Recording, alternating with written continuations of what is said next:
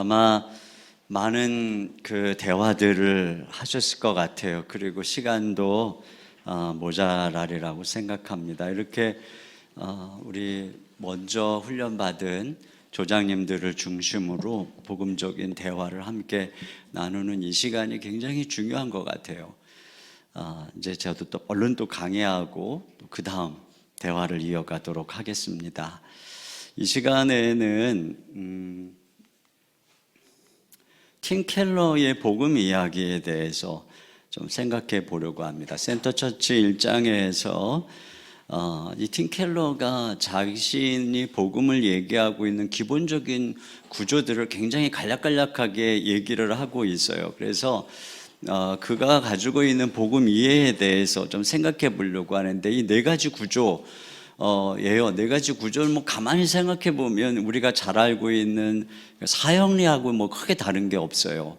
그런데 이제 그만의 그 이해와 또 그만의 통찰력을 가지고 복음을 설명하는 부분이 굉장히 탁월하고, 이 부분을 우리가 잘 이해할 때 이제 앞으로 계속 이어지는 강의하고 맥락에 맞아 들어갈 수가 있어요. 그러니까 사실 복음을 이해하는 부분에 있어서 다양한 관점들이 있잖아요. 근데 이제 우리 어차피 지금 팀 켈러의 이 복음과 복음 신학을 나누는 입장이기 때문에 그가 어떻게 복음을 이야기하고 있는지 이것을 딱 캐치하면 이게 이제 이 다음부터 다 이렇게 이제 이어지는 거라고 할 수 있겠습니다. 첫째로 이제 그가 복음을 얘기하는 첫째는 우리가 어디서 왔는가 하는 부분이에요. 우리가 어디에서 왔는가.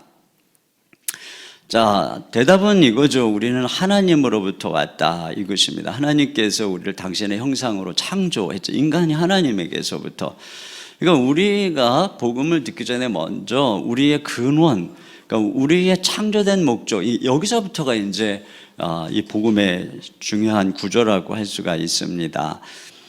그러니까 우리가 이걸 알아야 이제 어디서부터 멀어졌는가 하는 것을 알게 되는 거죠. 이러한 그 팀 켈러의 복음을 잘 설명해 주고 있는 책이 팀 켈러 하나님을 말하다, The Reason for God, 이 책에서 참 탁월하게 이 센터 처치에서 다 다루지 못한 복음의 어떤 풍성함을 이야기해 주고 있어요. 근데 그 거의 마지막 챕터인 것 같아요. 거기서 그가 C.S. 루이스의 말을 인용해서 삼위 하나님의 존재 양식을 춤으로 표현을 하고 있어요.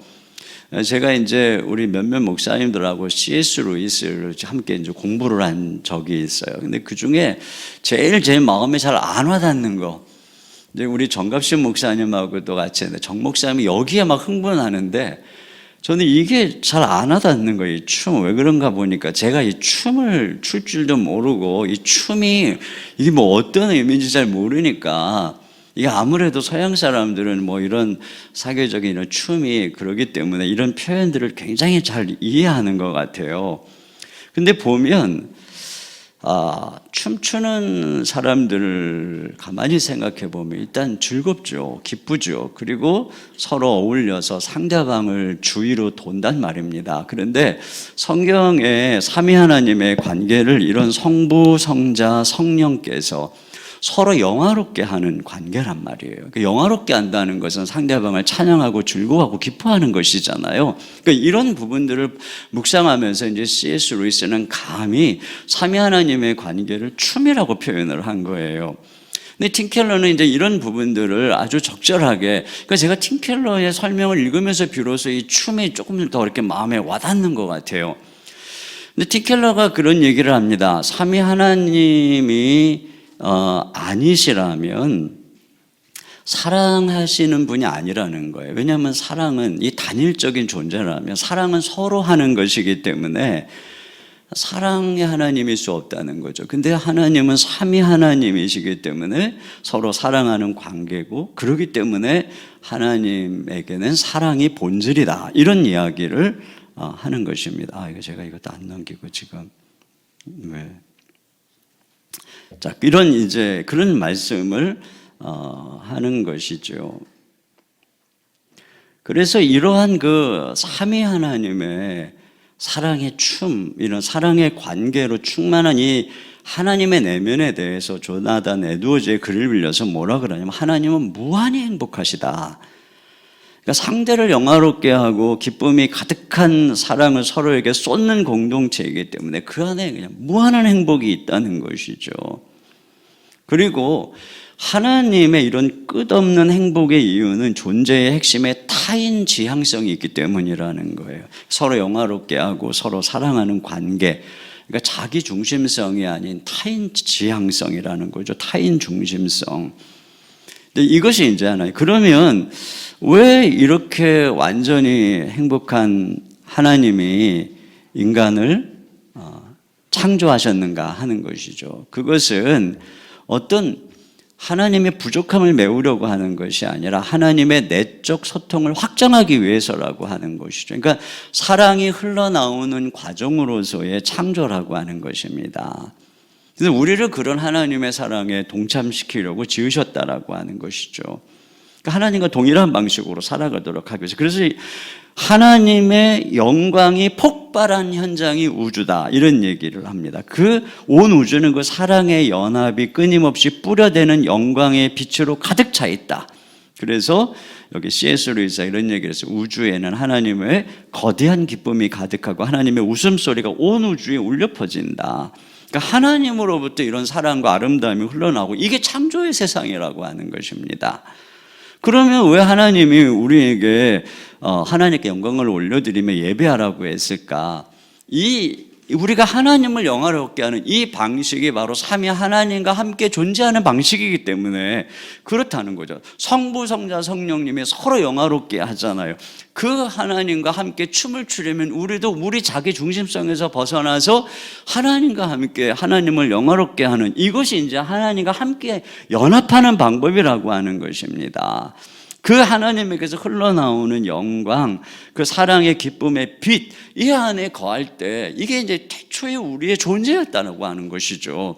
거기서부터 우리가 생명을 얻는 것인데 여기서부터 멀어지는 것, 이게 이제 자기중심성이라고 하는 거죠. 이때 이제 죽음에 이르게 된다라고 하는 것이에요. 그래서 이제 그 다음으로 넘어가는 거예요. 그러면 자, 우리가 어디서 잘못됐느냐? 바로 이 부분이죠. 하나님의 춤에서 떠난 인간이라고 하는 것입니다. 이게 이제 창세기 3장의 선악과의 이야기죠. 그 얘기가 뭐겠어요? 선과 악을 분별하게 하는 나무, 그것을 따먹었다는 것은 자기 스스로가 선악을 분별하는 주체가 되겠다. 내가 하나님이 되겠다. 이게 스스로 중심이 되겠다라고 하는 것입니다. 여기서부터 이제 하나님과의 단절, 이 춤에서의 쫓겨나는 단절이 생겨나게 된 것입니다. 이 단절로부터 뭐가 오는 거예요? 결핍이 오는 거죠. 김세현 박사님 항상 그 복음을 얘기할 때 중요하게 얘기하는 게 결핍이란 말이죠.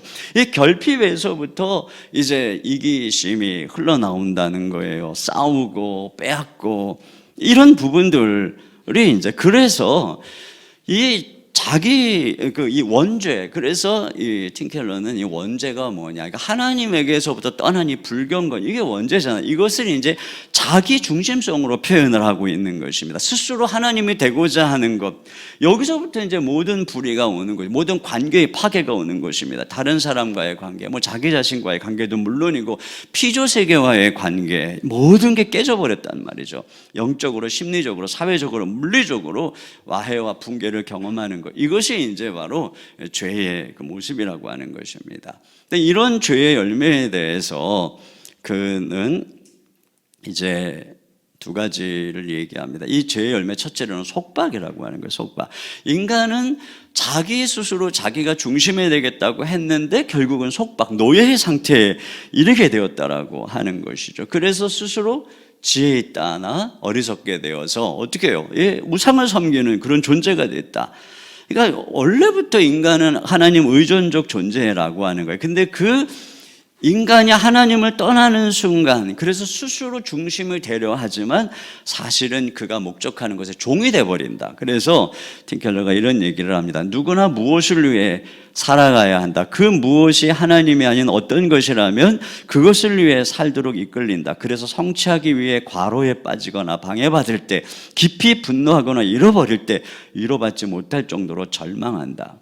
그렇죠. 이게 이제 우리가 자존적인 존재가 아니라는 거예요. 돈을 추구하면 돈의 노예가 되고, 성공을 추구하면서 성공의 노예가 되고, 인기를 추구하면서 인기의 노예가 되는, 이게 인간의 현실이라고 하는 것입니다. 누구도 하나님을 떠나서 인간은 자기 스스로 삶의 주인이 되지 못한다. 근데 여기에 만족이 없다라고 하는 것이죠. 그러니까 삼위 하나님의 기쁨과 사랑, 이 연합을 통한 이 생명 안에서가 아닌 다른 것에서 절대로 만족을 찾을 수 없다라고 하는 것입니다. 그래서 센터 주제 이런 얘기 나오죠. 소설가 데이비 월러스가 캐니언 대학 졸업식 축사에서 그 부분의 한 부분을 제가 발췌해서 좀 소개를 드릴게요. 당신이 돈이나 물질을 예배한다면 그것에서 인생의 참 의미를 찾고 있다면 당신은 결코 충분히 가지지 못할 것이다. 당신의 몸이나 외모, 성적 환상을 예배한다면 당신은 늘 자신을 못생겼다고 느낄 것이다.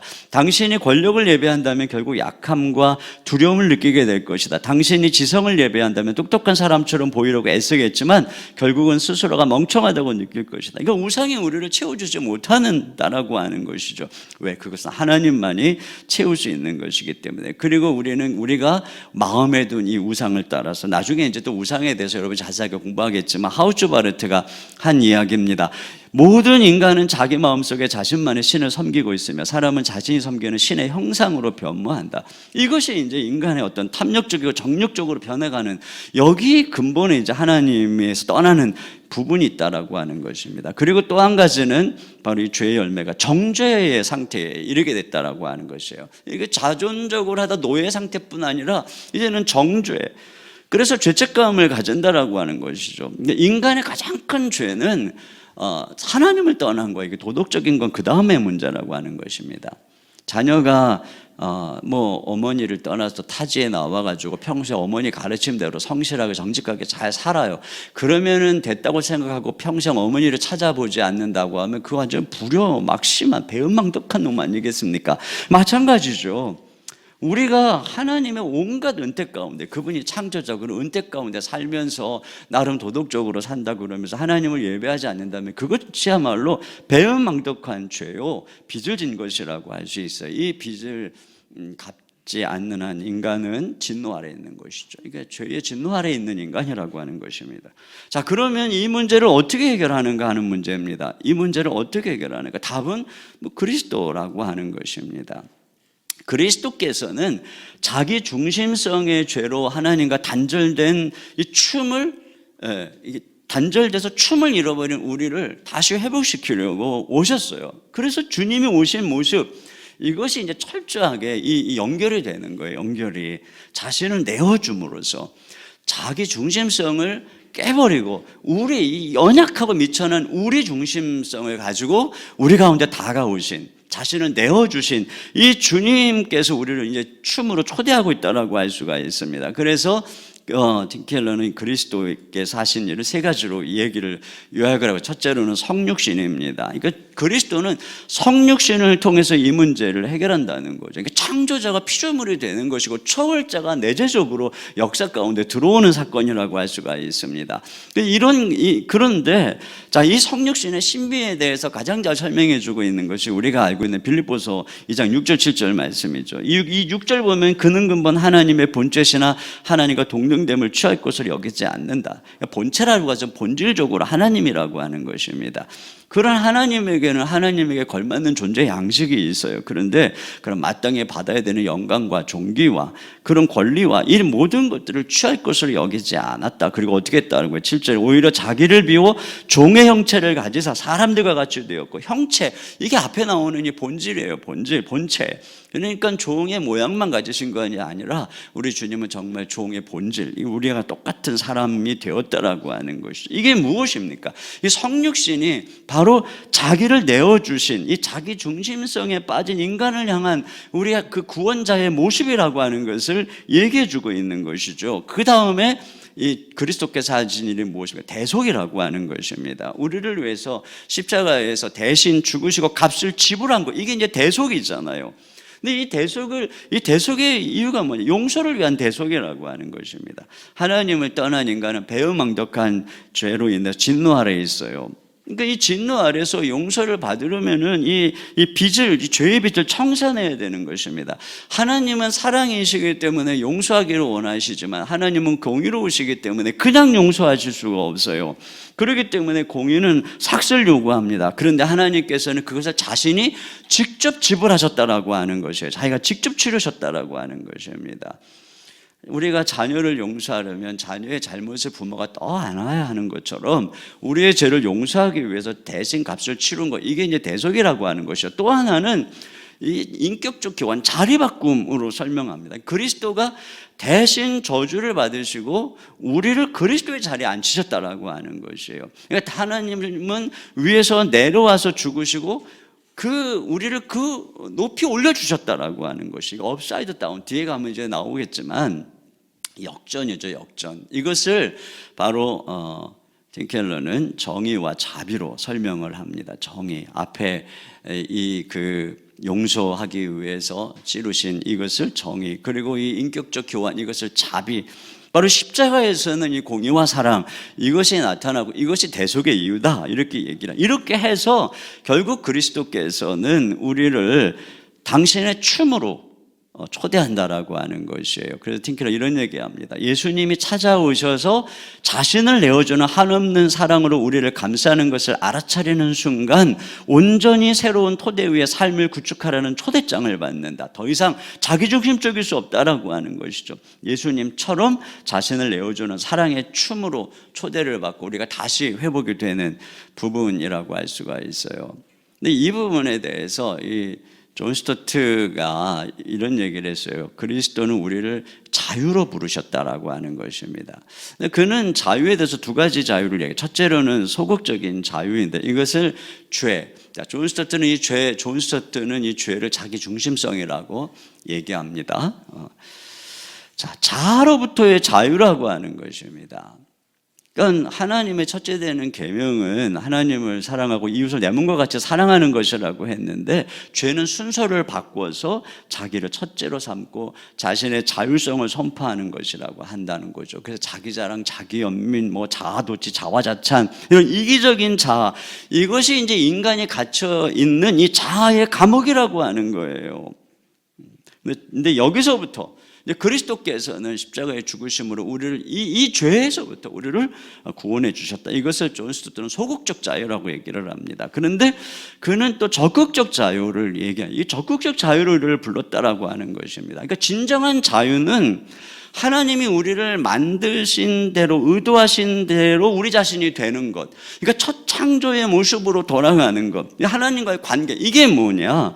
우리가 언제 진정한 우리 자신이 될 수 있느냐? 자, 우리의 존재는 원래 하나님의 사랑의 춤 안에서부터 비롯된 것이라고 했어요. 그러니까 인간은 이런 충만한 사랑 안에서 비로소 자기다워진다는 것이죠. 그러니까 물고기가 물속에 있을 때 자유롭듯이 인간은 사랑 안에서 비로소, 그러니까 하나님의 사랑 안에서 하나님이 자신을 내어주시는 이 엄청난 이 사랑, 비록 이 사랑의 춤 안에서만 인간은 자신다워질 수 있다라고 하는 것입니다. 그리스도는 바로 그것을 위해서 우리에게 사랑으로 찾아오시고, 그래서 그리스도가 우리에게 사랑을 부어주실 때 우리에게 나타나는 일이 뭐예요? 우리가 드디어 우리 자신에게서 벗어나는 거잖아요. 우리 자신에게서 초월하는 것이고, 그리고 사랑하는 것이죠. 이게 이제 우리의 능력으로 되는 게 아니에요. 처음 우리 예수님 만날 때 경험한 것들이 다 이런 사건들 속에서 설명이 되고 이해가 되는 것 아닙니까? 속 좁고 우울하고 자기만 알고 그러던 우리가 어느 날 우리 위해 죽으신 그리스도를 만나고 주의 은혜가 함께할 때 마음이 넓어지고 사랑하고 세상이 아름다워 보이고, 그러면서 우리의 삶을 주님을 위해 드리겠다고 헌신하고, 그래서 죽기까지 우리를 내어주는, 자아를 내어주는, 왜? 이 자아를 내어주고 잃어버리는 이 사랑 안에 진짜 우리의 참된 자기가 있다라고 하는 것입니다. 이러한 것으로 우리를 부르고 있다라고 하는 것이에요. 그래서 주님의 십자가의 대속은 바로 우리를 이러한 사랑의 춤으로 초대하는 것이다, 이렇게 이야기를 하고 있습니다. 그 다음에 셋째로 회복입니다. 회복. 재림을 통해서 주님은 모든 만물을 회복시킨다라고 말하고 있어요. 제가 여러분들에게 드린 제 교재에 이런저런 얘기 좀 하려고 했는데 시간이 없어갖고 다 생략하고 핵심적인 이 팀켈러의 논리를 따라서 좀 말씀을 드리려고 합니다. 자, 우리 주님은 하늘과 땅의 모든 권세를 가지신 주님이십니다. 그 주님께서는 궁극적으로 재림을 통해서 만물을 회복시키신단 말이에요. 이것이 주님의 대속의 이유라고 하는 것을 에베소서 1장 10절에 이렇게 말씀하죠. 주님이 이 땅에 오셔서 십자가의 대속의 이유 중에 하나, 하늘에 있는 것이나 땅에 있는 것이 다 그리스도 안에서 통일되게 하심이라. 여기 통일된다라고 하는 이 단어가 이상적인 조화라고 할 수가 있어요. 하늘에 있는 것이나 땅에 있는 모든 것들이 사자들이 어린 양과 뛰놀고 독사굴에 어린이가 손을 넣어도 해안받지 아니하는 이 이상적인 이런 그 칼을 쳐서 보습을 만들고 낫을 만드는 바로 이러한 그 평화의 나라 말이죠. 이 세상에는 문선명 자기가 평화의 왕이라고 그러고 또 너도나도 내가 이 땅에 평화를 가지고 있다라고 얘기하지만 이 좁은 땅덩어리 대한민국이 5,000년 동안 동서남북 갈라져가지고 이게 삼국시대서부터 하나가 되지 못하죠. 근데 결국 나라와 나라, 지역과 지역의 이 모든 것들을 조화롭게 하실 분은 예수 그리스도밖에 없다라고 하는 것입니다. 그분이 오셨을 때 모든 만물을 통일하신다. 이것이죠. 그래서 이 팀켈러가 거듭거듭 이제 여러분이 듣게 되는 것이 뭐냐면 복음은 모든 것을 새롭게 한다는 거예요. 예수님이 오신 목적은 이 땅에서 벗어나려고 하는 것이 아니라 세상을 바로 세우고 창조 세계를 갱신하고 회복하는 데 있다라고 하는 것입니다. 세상의 정의와 샬롬을 실현하는 데 있다라고 하는 것이고 모든 만물을 궁극적으로 회복하는 데 있다라고 하는 것입니다. 로마서 8장 21절 그 바라는 것은 피조물도 썩어짐의 종로로 탄 데서 해방되어 하나님의 자녀들의 영광의 자유에 이르는 것이니라. 이것이 그리스도께서 궁극적으로 십자가에 죽으신 이유라고 한다면 우리가 어떻게 살아야 될 것인가? 이 복음은 모든 것에 영향을 미친다라고 하는 거예요. 가정은 물론이고 사회, 경제, 정치, 환경 모든 영역에서 복음은 그런 측면에서 통전적인 총체적인 그런 복음이다라고 할 수가 있겠습니다. 이런 이야기를 했어요. 복음은 누구나 들어와서 발을 적실 정도로 정겨운 시냇물 같지만 누구도 헤엄쳐서 아래에 닿을 수 없을 정도로 깊이 있는 것이다. 이런 이야기를 합니다. 자, 그러면 어떻게 구원받는가라고 하는 것이죠. 그것은 믿음이라고 하는 것입니다. 이 팀켈러가 이런 얘기를 합니다. 참 저는 이 말에 대해서 되게 통찰력을 얻었는데 믿음은 복음이 아니라는 거예요. 믿음은 복음에 대한 반응이라고 하는 것입니다. 근데 정말 이 말이 정확한 것 같아요. 로마서 1장 17절에 보면 복음에는 하나님의 의가 나타나서 믿음으로 믿음에 이르게 한다. 이건 복음이 우리에게 믿음이라고 하는 반응을 가져온다라고 하는 것이죠. 여러분, 복음은 우리가 해야 될 일이 아니라 하나님이 우리를 위해 하신 일에 대한 소식이라고 그랬잖아요. 그러니까 복음의 결론은 믿음이라고 하는 것입니다. 그러니까 여기에서의 믿음은 인간의 행위와 대조되는 측면에서의 믿음을 얘기하고 있는 것이죠. 자기 의로서의 어떤 행위 그것이 아니라 철저히 그냥 주님을 의지하는 행위 그로서의 믿음을 얘기하고 있는 것입니다. 그래서 팀켈러가 이런 얘기를 합니다. 믿음은 수준에 달린 것이 아니다. 믿음은 수준에 달린 것이 아니다. 이게 뒤에 나와야 되는데, 요 뒤에 나오는 얘기 제가 먼저 할게요. 믿음은 수준에 달린 것이 아니다. 이게 무슨 얘기냐면은, 그 믿음이 우리 어떤 신심에 어떤 달려 있는 것이 아니라 대상의 확실함에 있다라고 하는 거죠. 마치 비행기 타고 갈 때, 어떤 사람은 고소공포증이 있어가지고 답답하고 힘들어하고 무서워하고 비행기 뜨고 내릴 때 막 기도하고 난리를 치고 어떤 사람은 편안히 잠을 자고 그래서 다 똑같이 목적지에 도달한단 말이죠. 그러니까 믿음이 얼마나 크고 정론에 따라게 가 아니라 그 비행기가 얼마나 안전하게 이착륙하고 이 비행기에 이것처럼 우리의 구원이라고 하는 게 우리의 어떠함 또는 우리의 어떤 신실함 이거에 달린 것이 아니라 우리가 신뢰하는 그분이 하신 일 이것에 그 어떤 확실성에 있다. 바로 이제 그 얘기를 하고 있는 거예요. 그런 면에서 이 이스라엘이 왜 망했는가를 얘기할 때 로마서가 자 이렇게 얘기하죠. 옳도다 그들은 믿지 아니함으로 꺾이고 너는 믿음으로 섰느니라. 높은 마음을 품지 말고 도리어 두려워하라라고 얘기하죠. 유대인들이 믿지 않았다고 할 때 그게 뭐예요? 바로 자기 의로, 그러니까 자기 행위로 자기 자신을 의지하는 어떤 그들이 생각하는 율법과 그들이 생각하는 어떤 그 선행, 이것이 자기 의의 도구가 되어서 하나님을 의지하는 믿음에서 떠났다는 거예요. 이것이 그들이 하나님을 떠난 방식인 것이죠. 이게 우리 인간 안에 있는 원죄, 자기 중심성의 습성, 이게 이제 우리 안에 있는 것입니다. 그렇기 때문에 끊임없이 하나님을 의뢰하기보다는 나 혼자서도 잘해요. 내가 할래요. 아예 어려서부터 그러잖아요. 내가. 예, 이런 죄성이 우리 안에 있는 것이에요. 이게 끊임없이 믿음을 위협하는 것입니다. 그래서 우리로 하여금 그리스도를 이제 떼어놓게 하는 거죠. 이렇게 우리를 위협하는 부분들은,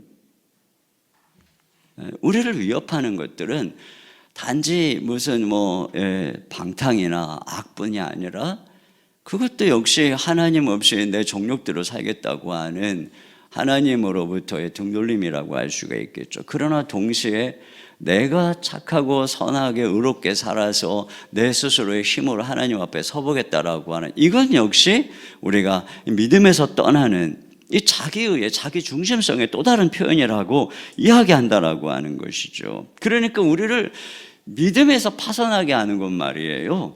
이 세상의 유혹이나 어떤 그 죄, 어떤 세리같이 살아가는 것뿐이 아니라 이런 종교적인 어떤 우리 내면의 이 자기의, 그래서 이 바리새인처럼 살아가는 이 두 가지가 다 있다라고 하는 것입니다. 그래서 이제 나중에 계속 이제 보겠지만 이 종교와 비종교, 이 두 가지도 아닌 제3의 길, 이것이 바로 우리가 가야 되는 길이다. 이걸 이제 거듭거듭 얘기하고 있는 거예요. 그래서 믿음에서 믿음으로, 그러니까 처음에도 믿음이지만 끝까지 다 믿음이라고 하는 거예요. 예수님을 믿고 처음에는 주님 사랑해요, 주님만 믿습니다, 그렇게 맨날 의지하던 사람이 30년 지나고 50년 지나니까 어느덧 주님에 대한 사랑 다 잃어버리고 너무나도 도덕적이고 경건하고 막 종교적으로 굉장히 훌륭한 그런 사람이 되어서 옛날보다 훨씬 죄도 안 짓고, 그러나 실제적으로 그는 전혀 주님을 전처럼 사랑하고 의지하지 않는, 믿음에서 떠나버린 자, 이게 바로 유대인들의 잘못이고, 이것이 이제 오늘날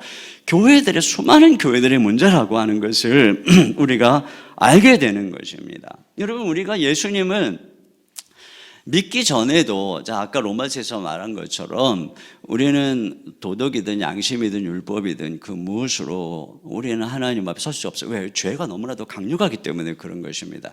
그러나 예수님을 믿고 거듭나도 마찬가지예요. 예수님을 믿고 거듭나도 여전히 우리가 육신을 입고 있잖아요. 이 육신, 이게 죄에 오염되어 있는 이 습성을 가지고 있는, 이 안에 여전히 역사하고 있는 이 죄의 세력이 우리 가운데 있는 것입니다. 이것들은 우리가요, 이 천국 가기 전까지 없어지지 않아요. 그것이 여전히 강력하기 때문에 우리가 예수님을 믿고 나서 나 이제 구원받았으니까 이제부터는 율법으로 돌아가서 열심히 율법대로 살래, 이러면 안 된다는 거예요. 바로 이걸 갈라디아서에서 갈라디안주의 이단으로 정죄하고 있는 거잖아요. 근데 많은 사람들이 이런 것들을 신앙생활이라고 생각하는, 그래서 믿음으로 시작했다가 육체로 마치는 거예요. 믿음으로 시작했다 행위로 마치는 거예요.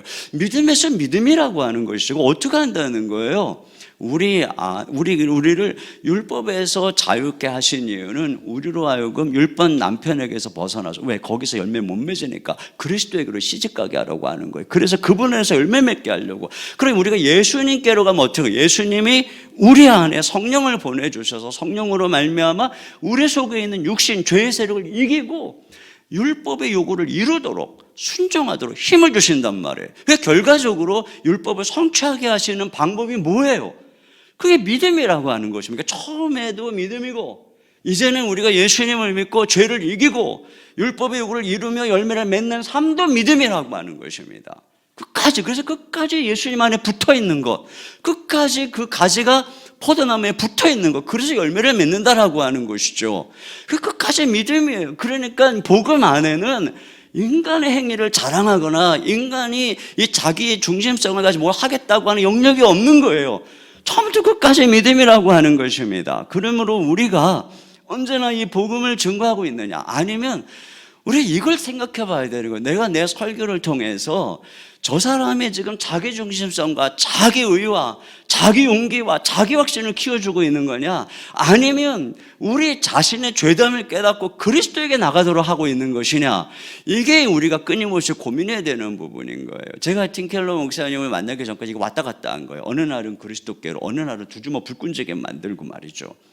근데 제 아내가, 제가 이게 팀켈러 목사님을 만나고 설교를 뭐 부단히 변화시키려고 노력하면서 어느 날 그러더라고요.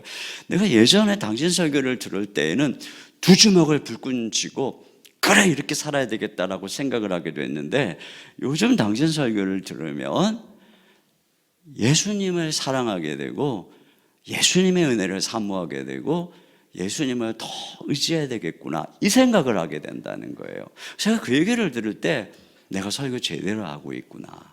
여러분, 눈이 감긴 사람들 이것의 중요성을 몰라요. 그리고 뭔가 들리는 소리가 도덕적이고 내 안에 있는 갈증과 뭐 이런 것하고 비슷하고 그러면 두 주먹 불끈 쥐고 쌀 수 있다, 거기에 뭐가 있는 것처럼, 그러나 속는 거죠. 멋진 사람들의 이야기, 그게 우리를 변화시키는 게 아니에요. 자, 그런데 중요한 것은 이 믿음의 파선의 경고에 대해서 우리가 깊이 생각해야 된다는 것입니다. 유대인들이 믿지 아니함으로 잘렸단 말이에요. 너희도 두려워하라고 말하고 있다라고 하는 것입니다. 여러분, 우리가 이 믿음의 부분에 대해서 성경이 얼마든지 파선할 수 있다, 얼마든지 곁길로 갈 수 있다라고 얘기하는 부분에 대해서 우리가 깊이 생각을 해야 됩니다. 우리가 예수님을 구원자로 믿는 믿음과 예수님을 주로 믿는 믿음은 같이 가는 거예요. 그렇죠? 예수님을 구원자로 믿는 이 믿음, 근데 그 믿음은 어떤 믿음이냐, 예수님의 죽음과 부활과 연합해서 나는 죽고 그리스도가 내 안에 사시는, 그래서 그분이 주인이 되는 이 믿음이란 말이죠. 그렇기 때문에 내가 예수님을 주로 믿는 믿음이 아니면 그 믿음은 구원받는 믿음이 아니라고 할 수가 있겠죠. 그러니까 내가 예수님을 주로 믿는 이 믿음을 가지고 주님을 따라가는 이 삶은 말이죠, 우리가 끊임없이 예수 그리스도를 깊이 알아가는 것을 전제로 하는 것입니다.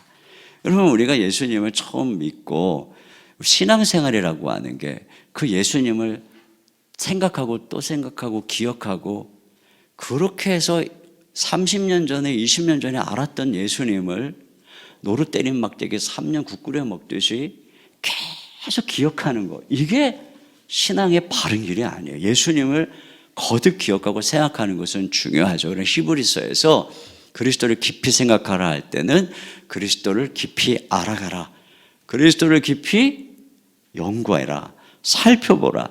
그래서 우리가 점점 요즘, 그래서 예수 그리스도는 얼마나 크고 놀라우신 하나님인지 그분을 알아가는 일은 끝이 없어요. 그래서 베드로가 그랬죠. 우리 주 곧 구주 예수 그리스도의 은혜와 저를 아는 지식에서 자라가라, 이렇게 얘기하고 있는 것입니다. 그 히브리서 앞에 보면은 맨날 그 털을 또 닦고 그러는 사람들, 한번 비침을 얻고 또 뭐 말씀의 능력, 내세의 능력을 경험하고, 그러다가 배교하면은 다시 변화시킬 방법이 없다 그러잖아요. 우리는 뭐 말씀을 막 깨닫고 뭐 성령의 어떤 비춤을 경험하고 내세의 능력, 막 기쁨과 막 은혜와 막 함을 경험하고 그러면 우리는 마치 구원을 따놓은 것처럼 생각을 합니다. 그런데 히브리 기자는 뭐라고 그러는 거예요? 자라가야 된다는 거죠. 그것이 시작이라는 거예요. 내가 그런 경험이 있다면 그게 시작이고, 끊임없이 그리스도가 어떤 분인지 알고 자라가고 그분 안에서 그분과의 관계죠. 이게 믿음이잖아요. 이게 계속 자라가야 된다는 거예요. 근데 그러지 않고 자꾸 털을 닦아. 옛날에 닦았던 털을 또 닦아. 여러분, 자꾸 어떤 사람이 자꾸 친자 검사하겠다고 그러고 유전자 검사하겠다고 그러고 나 엄마 아빠 딸 맞아, 만약에 이거 맨날 터 닦고 확인하고 막 그러기 위해서 막 나 사랑해, 사랑하면 안아줘, 뭐 증거를 보여줘, 만약에 이런 다음에 그게 뭐예요? 이미 믿음이 무너지고 있다고 하는 것이죠.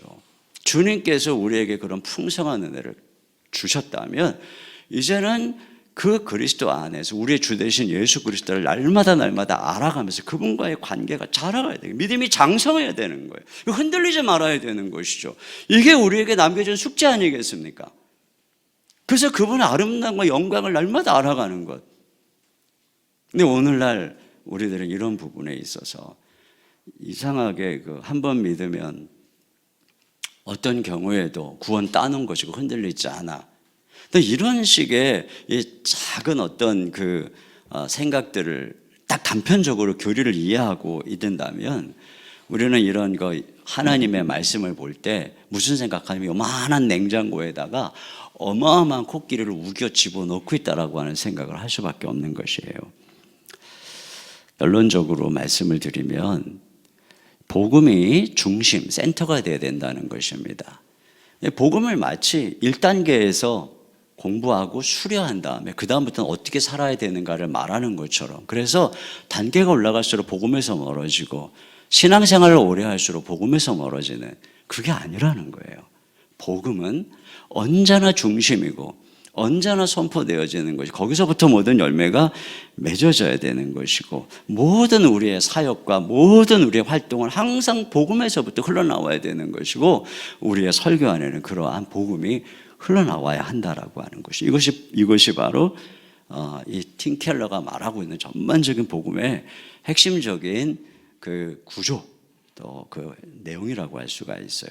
자, 그래서 제가 또 나눔 질문 5가지를 좀 실어드렸는데, 한번 이런 문제를 가지고 또 여러분이 함께 나누고 싶은 부분을 가지고 조별로 또 나누는 시간을 갖도록 하겠습니다.